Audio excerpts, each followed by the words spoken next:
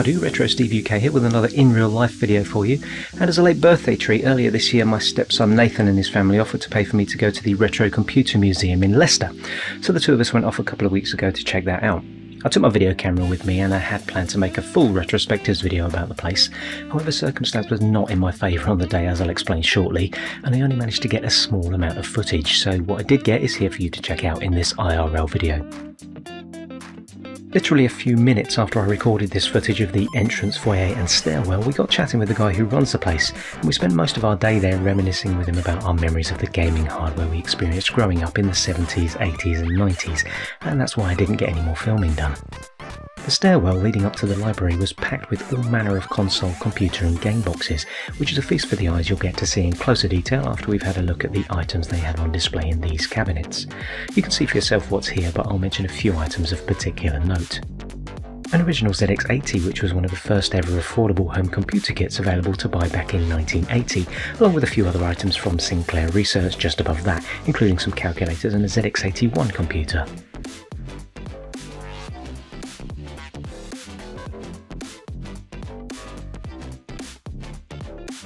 These classic handhelds were always exciting too, a Merlin game from 1979 alongside a Texas Instruments Little Professor, and two more that I couldn't quite identify from the footage, but the red one is called Armor Battle.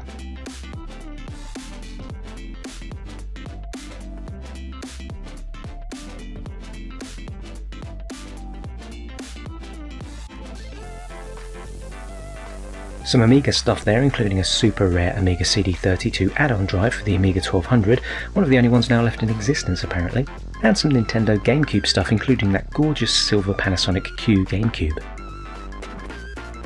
And those copies of the great Giana Sisters for the Commodore 64 and 128 are quite rare too, as this game was quickly recalled when it was first released in 1987 after Nintendo complained about it being a direct rip-off of Super Mario Bros.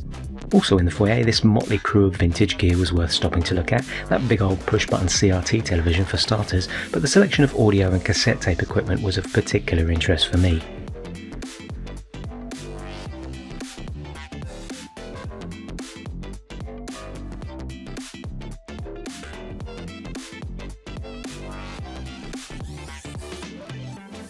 Onto the stairwell now, and as you can see there's just so much nostalgia bait here. I'll let you take it all in for yourself, as we're all likely to spot different things that will trigger fond memories of old games and machines we had as children, teens and young adults, life-size Lara Croft notwithstanding. Nathan also took a couple of photos in the museum as well, so I can put those up on screen now for you to have a look at. This was me having to go on their compact pinball table, an actual physical machine with moving parts rather than one of those video screen based systems. And this is one of the many multi-game arcade cabinets they have up and running in their arcade, alongside a selection of original vintage arcade machines. After that we moved on to the retro computer and console room and ended up spending a substantial amount of time just playing Pong on this classic Binatone TV Master console, which was hooked up to a lovely little portable CRT monitor just next to that Vectrex machine you can see me playing on there.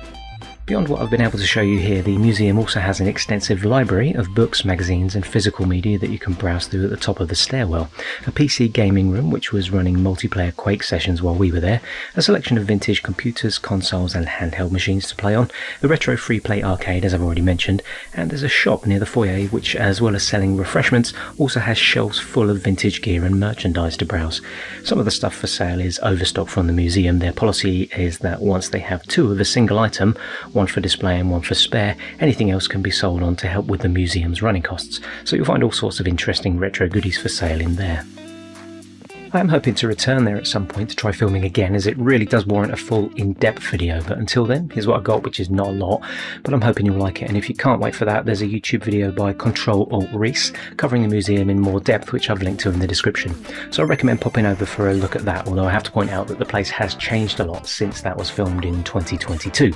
with many of their displays having moved into different buildings since then, but the video should still give you a fairly good idea of what to expect. And that's it for now, so until the next time, thanks for sticking around, and thank you for commenting, liking and subscribing.